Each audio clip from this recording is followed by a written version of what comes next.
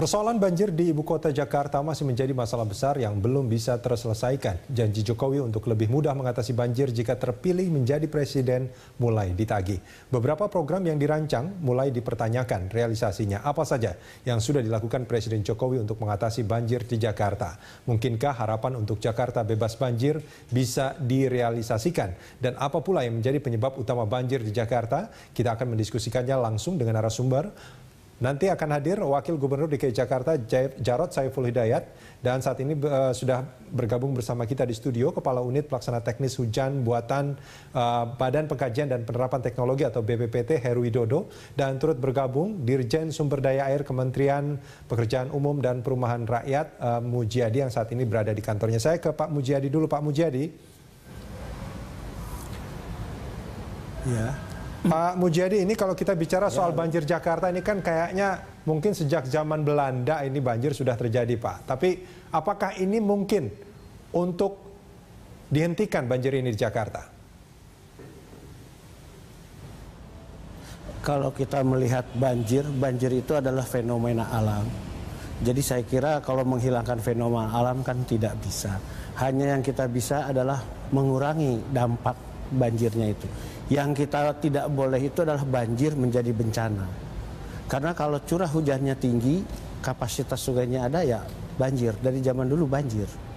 Jadi memang yang harus kita kurangi bencana banjirnya, bukan banjirnya. Banjir itu kan beberapa faktor, salah satu faktornya curah hujan yang di luar daripada kemampuan manusia untuk mengaturnya. Itu, jadi kalau menghilangkan banjir saya kira tidak mungkin. Menghilangkan banjir tidak mungkin, menguranginya yang harus dilakukan. Nah, menurut Anda apa yang terjadi selama ini, Pak? Apakah banjir semakin berkurang atau justru semakin menjadi musibah saat ini? Jadi kita melihat penyebab banjir itu sekarang untuk yang kejadian hari ini, jadi beberapa hari ini adalah kalau kita melihat data-data curah hujan, memang data curah hujan yang di Jakarta ini sangat tinggi. Artinya ada beberapa lokasi misalnya di Tomang itu di atas 200 mm. Tapi kalau kita melihat ke Katulampa maupun ke Bogor itu masih normal. Artinya di sini hujan lokal yang menyebabkan terjadinya genangan-genangan di jalan-jalan ini. Kalau kita melihat ke sungainya itu masih relatif airnya belum tinggi gitu. Jadi yang menjadi faktornya adalah bagaimana kita mempercepat air yang tergenang di jalan-jalan itu cepat masuk ke sungai. Itu salah satunya. Biasanya kalau yang tahun sebelumnya itu adalah banjir hujan di Bogor besar, kemudian mengalir ke Jakarta, kemudian itu melimpas ke kiri kanannya. Jadi ini fenomenanya agak beda. Kemarin juga di samping itu juga di samping hujan tinggi juga muka air pasang laut juga pas berbarengan dengan tinggi. Jadi itu yang fenomena-fenomena. Jadi fenomenanya yang memang yang paling ekstrim itu kalau di hulu hujan, kemudian lokal hujan besar ada, kemudian juga pasang tinggi. Nah itu akan menyebabkan banjir atau bencana banjir. Pak Mujiadi, kalau boleh saya simpulkan, apa yang terjadi banjir kemarin itu, ini penyebabnya adalah karena hujan lebat sementara drainase itu kurang memadai. Ya. Siapa yang harusnya bertanggung jawab dalam hal ini menurut Anda, Pak? Artinya kita melihat begini, jadi memang drainase-drainase yang ada sekarang itu memang direncanakan hanya untuk kira-kira 80 sampai 100 mm hujan. Kemarin hujannya 200, di atas 200. Sehingga ini memang di luar rencana. Di samping itu juga pemeliharaannya drainase juga harus lebih intensif karena kalau musim hujan harus cepat, misalnya sampah-sampah. Di samping itu juga ada perilaku manusia yang masih suka buang sampah sembarangan gitu. Jadi ini persoalannya sangat kompleks gitu. Kalau sangat kompleks mestinya ditangani sama pemerintah yang lebih tinggi ya. Jadi tetap ada kewenangannya. Memang drainase ini selama ini menjadi kewenangannya provinsi, Pak. Kami Direktorat Jenderal Sumber Daya Air mempunyai tugas untuk pengelolaan sungai-sungai yang 13 sungai di Jakarta ini. Sungai-sungai yang harusnya sedang dinormalisasi ya? Iya, itu kita sedang menormalisir beberapa sungai, Ciliwung, Pasanggerahan, Angke, Sunter.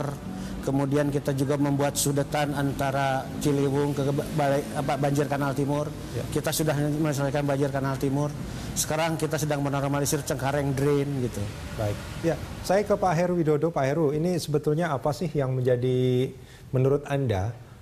Ini kan sebetulnya kalau kita bicara soal hujan, ini udah ada prediksi hujan gitu kan ke BMKG sudah ada laporannya, tapi dan kita tahu bahwa hujan itu akan sebesar apa sebetulnya dari laporan itu.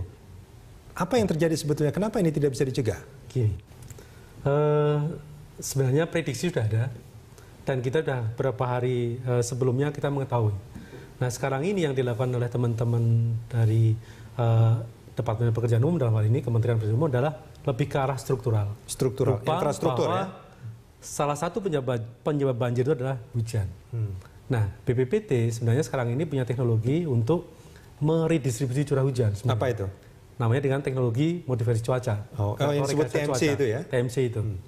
Ini fungsinya adalah bagaimana hujan itu bisa diredistribusi, dia tidak mengarah menjadi mengarah menjadi satu titik di daerah yang memang udah rawan banjir. Artinya tidak terkonsentrasi. Tidak terkonsentrasi. Kami sudah mengeterapkan ini di tahun 2013, 2014, bahkan pada saat ajang SEA Games, ajang Islamic SEA Games, lalu PON itu sudah kita terapkan. Nah tahun ini saya nggak tahu. Kita sudah siap-siap sebenarnya dengan teman-teman di tahun ini maksudnya nggak tahu, artinya ini belum diterapkan kemarin belum. Jadi kita sudah siap sejak Januari sebenarnya. Kami dengan BNPB itu sudah dikoordinasikan belum? Sudah koordinasi dengan BNPB bahwa kami sudah ada persiapan, kami sudah koordinasi dengan Bapak Panglima dalam hal ini untuk penyiapan pesawat, kami juga menyiapkan pesawat gitu untuk melaksanakan ini. Namun sampai saat ini kami belum koordinasi dengan pemerintah. Belum dapat perintah langsung untuk melaksanakan kegiatan. Siapa yang akan memberikan perintah? Sepertinya dari BNPB agar bisa ini dilaksanakan harus ada namanya siaga darurat, surat siaga darurat dari Bapak Gubernur. Namun sepertinya ini Pak Gubernur agak keberatan dikeluarkan itu. Kalau menurut saya adalah karena ada perbedaan persepsi tentang darurat ini ya. Tapi sebelum ke sana Pak Heru, apakah BPPT juga mengkoordinasikan ini dengan pemerintah, Pemprov maupun pemerintah pusat? Sudah. Bahkan tahun yang lalu kita sudah dianggarkan juga. Dan tidak ada responsnya? Sudah dianggarkan, namun karena masalah pelaksanaannya itu kan di akhir tahun, bahkan di awal tahun ya. Sehingga pada saat itu dana belum keluar. Anda ingin mengatakan responsnya ada, tapi eksekusinya telat? Eksekusinya telat. Baik, kita akan lanjutin di segmen berikut nanti Pak Heru.